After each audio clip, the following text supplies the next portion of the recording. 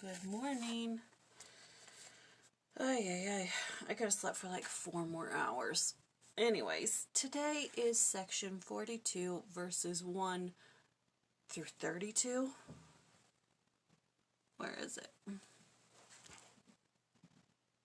23. 1 through 23.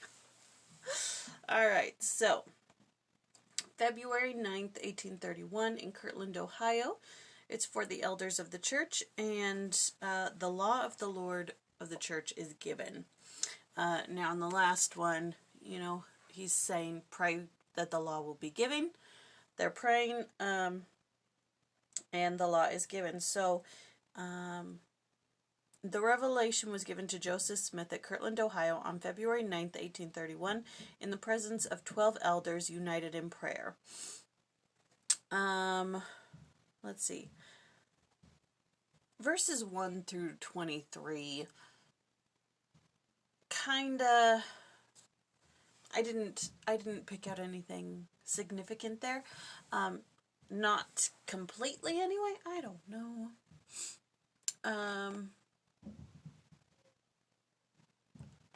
Anyways, I've got my 3 books open here. But anyways, the Lord gave several laws that comprise the law of the Lord to his church. Additional laws have been revealed from time to time since this revelation was given, and the Lord may yet reveal additional laws to his church for our benefit. But the laws recorded in section 42 are a basis upon which the affairs of the kingdom have been administered by the presiding authorities of the church. All laws of God are given in love for the purpose of bringing happiness to the obedient children of God. So in the first 23 verses, he's talking about how the elders should go out and preach, and how they can't go out and preach unless they're authorized, and how they should go 2 by 2. So it's giving kind of what the purpose of an apostle is, an elder, that sort of thing. And then it goes into commandments. Thou shalt not do this. Thou shalt not do that. It's kind of getting into the law of consecration. Let's see. So the law of consecration means that we give all that we possess to the Church of Jesus Christ of Latter-day Saints to provide for the needs of the poor and the needy, to build up Zion. All church members who have gone to the temple covenant to live the law of consecration, which requires faith and generosity. In the podcast, they talk about this, and she tells a story about how she goes to her dad and says, "Dad, why don't we live the law of consecration anymore?" And he thinks about it for a minute, and he goes, "I don't know. Why don't you?" I think a lot of us think of the law of consecration as those early days when, the church owned everybody's land and just portioned it out to people, and the church storehouse, and they gave everybody equally. I think they think that is what living the law of consecration means, is this communal, socialistic community or way of life, and that is not it at all. Those of us who have gone to the temple know that we are supposed to devote everything we have to building up Zion, to relieving the burden of the needy. And when she told that story, and her father said, "I don't know, why don't you?" That was kind of like a ton of bricks on me, being like, oh yeah, I'm supposed to be doing that now. And Millie and I have been talking, because we've been talking about pioneers lately, and all that stuff, and it's like, they were asked to give up everything, and we're not asked to do that. Well, we are asked to give everything we have to the church to build it up, and we just don't. But anyways, let's see.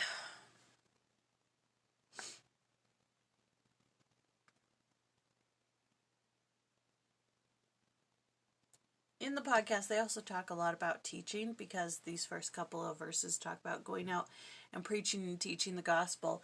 And one thing that they said that I really liked was talking does not equal teaching. And sometimes I feel like I'm just talking and I'm not really teaching anything. I'm not here to teach you a lesson. I'm just here to share with you what I've learned. But sometimes I really do feel like on some of these polos, I do have the Spirit with me and I'm able to teach something that I've learned or experienced. And sometimes I feel like I'm just talking, like I'm just going through the motions. So I really liked that. And one thing also that they said that I really liked is she talked about spiritual Twinkies when teaching. You know, are you teaching sound doctrine? Are you teaching, you know, the importance of it, what really matters? Or are you just teaching spiritual Twinkies, something that's light and feels good and everybody goes home feeling great about, you know, just this fluffy thing that doesn't feed their soul? You know, you feel good about it and it's nice and it's sweet, but, you know, they say that you need to dive into the scriptures and know them, or you're just giving people spiritual Twinkies, which I really liked. Okay, now, okay, so getting into the commandments, they talk about, it starts with, thou shalt not steal, thou shalt not lie.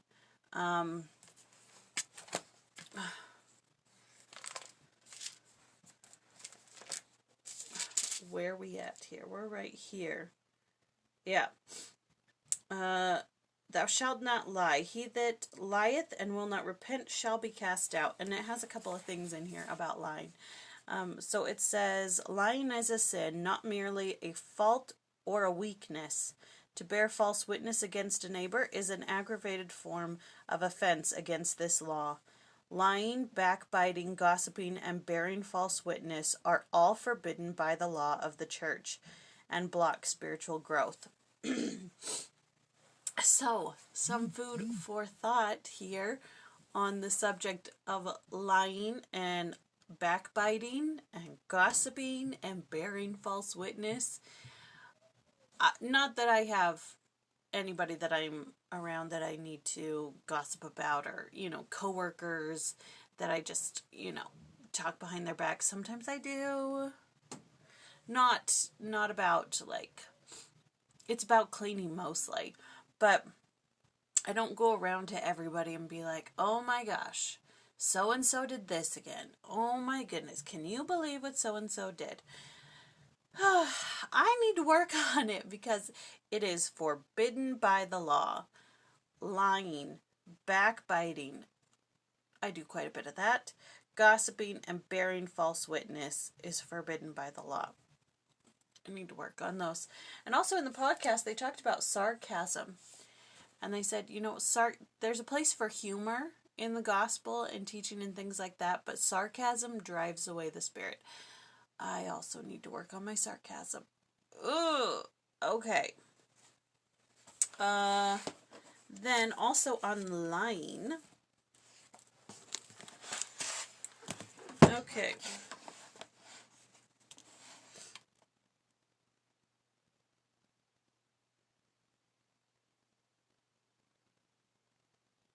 Okay, well, let's talk about lying and then we'll go back to stealing. So, it says, this commandment forbids the violation of all obligations of truth.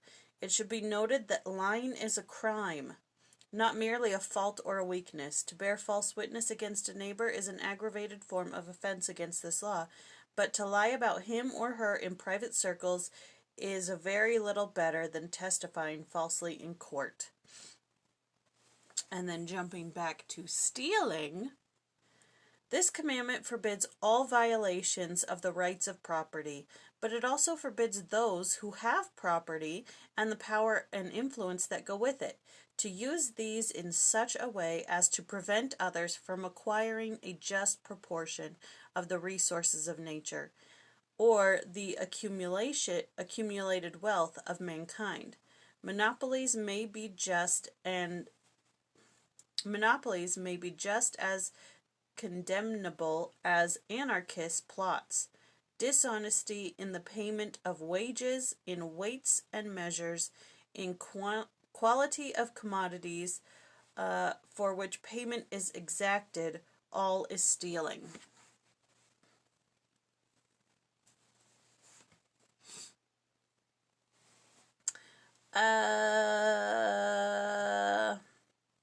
You'd like to think you're not guilty of stealing.